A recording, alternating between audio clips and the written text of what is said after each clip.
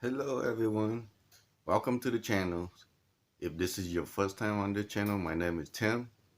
I don't live in my minivan camper full time, but I barely use it as a mean of transporting and living in it while I'm traveling across the USA. So about 2 days ago, I did a experiment. I was gonna plan on living in it for 3 days and 2 nights.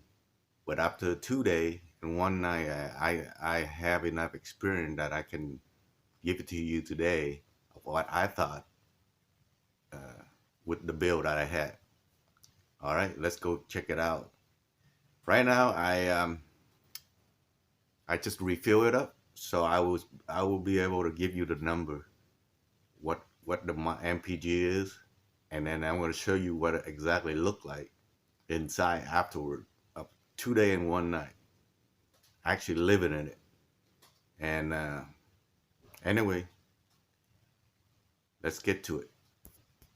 Well, you can see the vehicle is pretty dirty right now.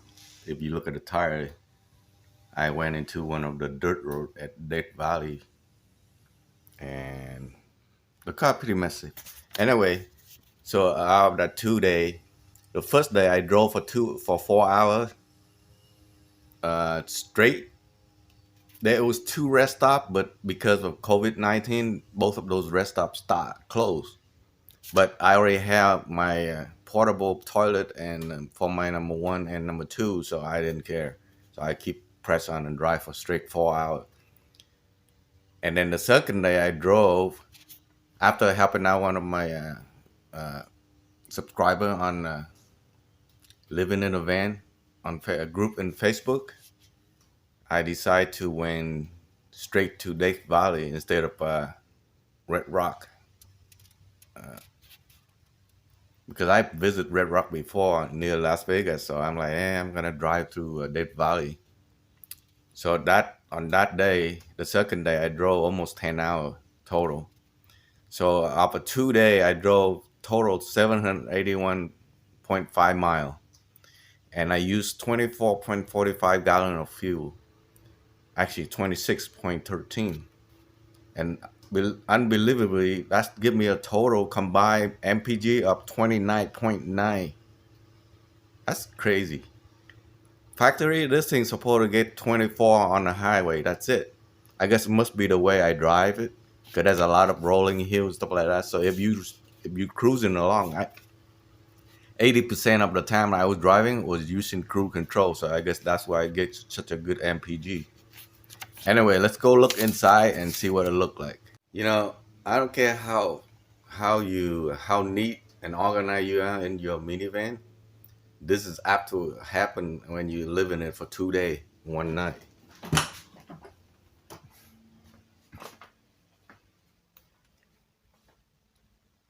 I mean, everything just tossed around. That is nothing. Wait until you see the back.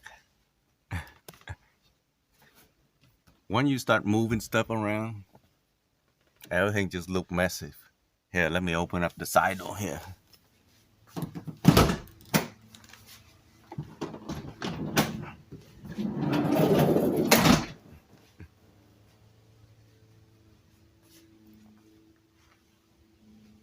Yep. Once you start moving stuff around, things just look chaos. Even the back. Let me go in the back. So this is what the back looked like. So right now, let's go through what worked. So the water supply worked. The sink / shower kit worked. This is my one of my tub for food, dry food. Curtain. So when I'm driving, I have to take the curtain down, which don't take too long. This fan just come down. So I discovered that the hassle of cookingware here, you have to move stuff to get to it. So that need to be fixed. I don't use this area much. So these things just permanently stay here. So lesson learners keep everything you don't use every day back here. Now let's look on this side. I didn't use the bike at all. I should have used the bike. This one, now it's okay because I have to pull my stuff out last night because when I travel, I put this over here, so it didn't take much room. You know, right here, it stay here. Yeah, that table stay there. This is the most useful part right here because I had a full roll of paper towel, and believe me, I use this. This is very effective. And it's since it's on the hook, you can pretty much move it around, hook it up to anywhere that you can hang. So that work. I didn't use much of this. It's one of those $20 tote, whatever you want to call it, that you can put stuff in. I need to utilize that more. The bed in the box, yes, it worked well, worked okay. But then whenever I need clothes, I have to open the lid to get to it. So that need to be fixed. This water jug worked, so it's gonna stay. This cooler worked very well. It's compact. So I bought a bag of ice 2 p.m. yesterday. I bought a bunch of these mini Coke, put it in here. Right now, you can see there's water in there. So right now it's almost 9 a.m. in the morning the next day, and it's still cold. So, but there's a good thing about this is, let me show you. I'm gonna put you on pause. Yeah, it's important that you be able to drain that water out without having to open up the lid. Right now, I'm just showing you with the lid open, but this is how you drain it.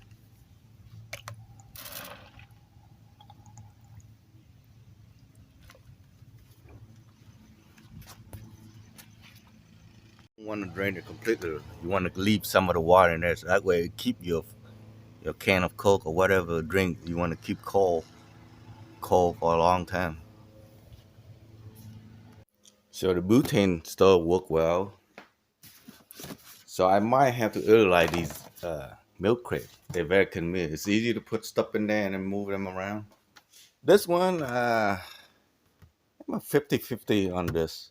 It take up space, but I don't use it at all. I gotta figure another way. And then the fan, this one worked really well, and it ran flawlessly. I didn't even use this light at all. I did use one of these small headlamp. I don't know where I put them at, but like I said, it get chaos real quick in here.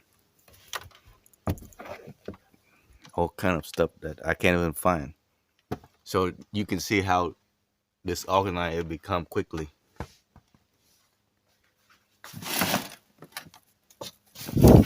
The jackery worked really well. I was able to charge my phone, and then all the battery for the camcorder, for the GoPro, the fake GoPro. This phone holder is not working at all, so I'm gonna get rid of it because you know why? See this? When you're on the road, they shake like crazy, so there's no point of having that to record anything. This one is my GPS, which work perfect right here. It's out of the way, and I'll be able to look at it without glare from the sun. So this is perfect place for this. This work. This is where I mount the GoPro copy, so that worked too. So it's easy for me to press and record whenever I want.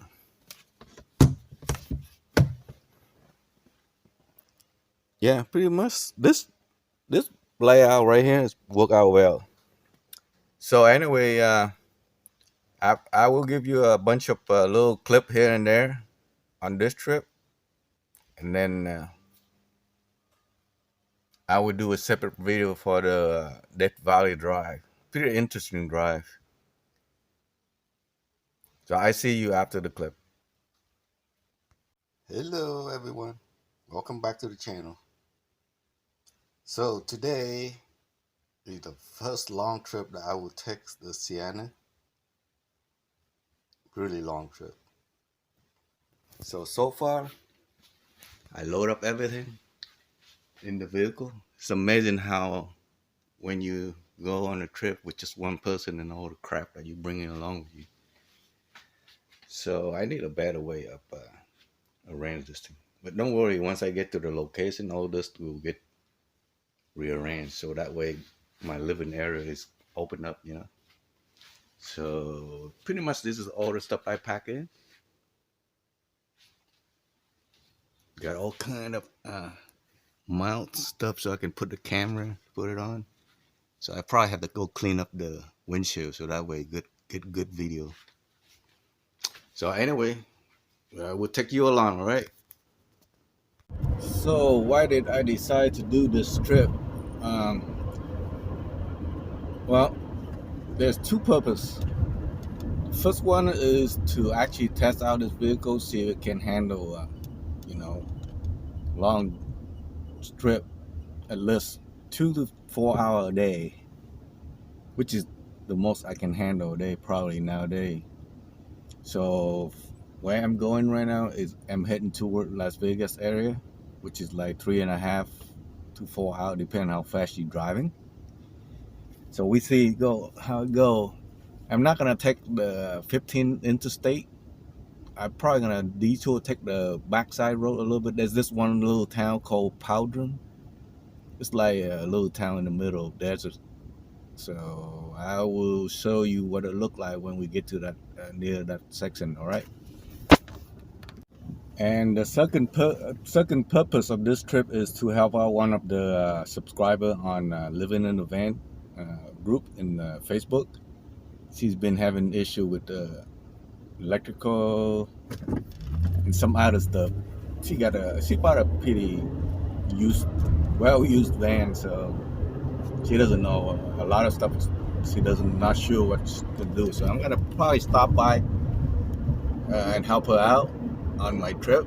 So it's kind of part of my pay it forward mission that I've been wanting to do, you know, which we failed to accomplish with the pay it forward channel. So when we get close to the anything interesting, I will bring you back. Whew, that was a long drive. You know, two of the rest stop they closed, so I ended up drive straight for 4 hours. So I arrive at.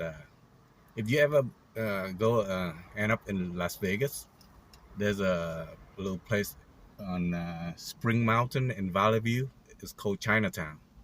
But in this area, there's a lot of Asian food. So I stop and get myself a smoothie, avocado smoothie with boba. Right now, the temperature say 89.6 degree, 90. It's getting warming up, so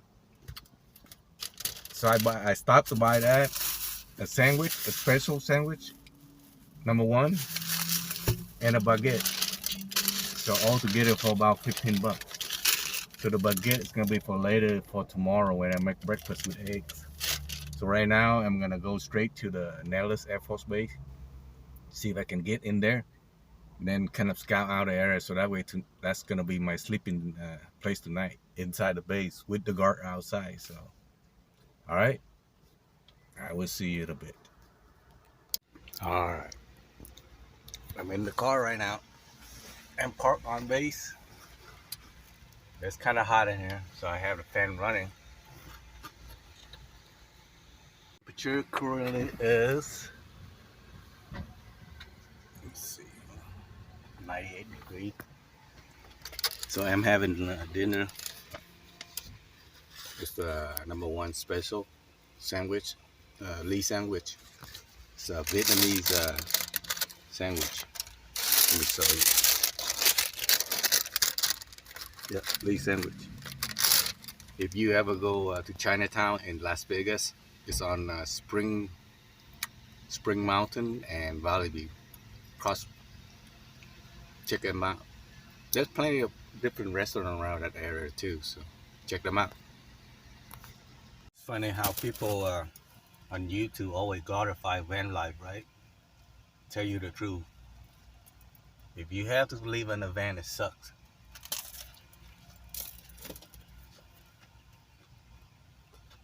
You have to be conspicuous about it. So people will look at you weird. So right now I have all the curtain all around except for the back and the front. It's like almost 99 degrees in here. I have to have the fan going, otherwise I'm gonna be dead in here.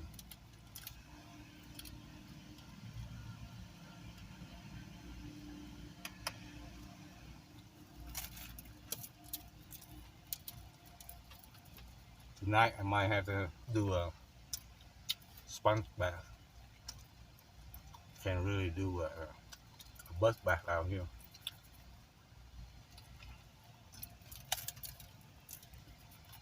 Too bad because of the COVID-19, the gym is closed on base, so I can't really take a shower on the base gym.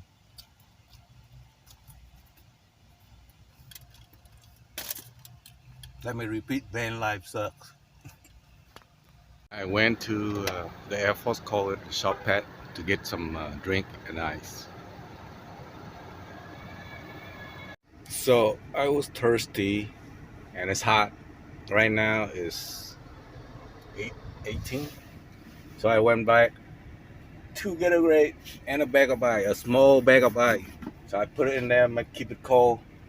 Later on, I'm gonna use that to do my sponge bath. And then the rest of the ice I put in here to save for, let's see how long it lasts until. Hopefully until tomorrow. Here you go. Living in a van life.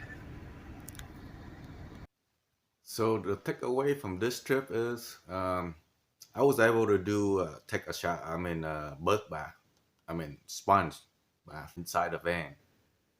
You know, without anybody notice at all. The portable toilet is working,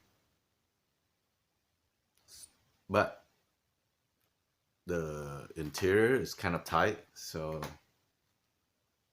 believe it or not, I might have to do a build number 7. So stay tuned for that. And yeah, that's it. Thank you for watching. And I will see you on the next video, which I will probably post about Death Valley trip. All right? Take care now. See you later.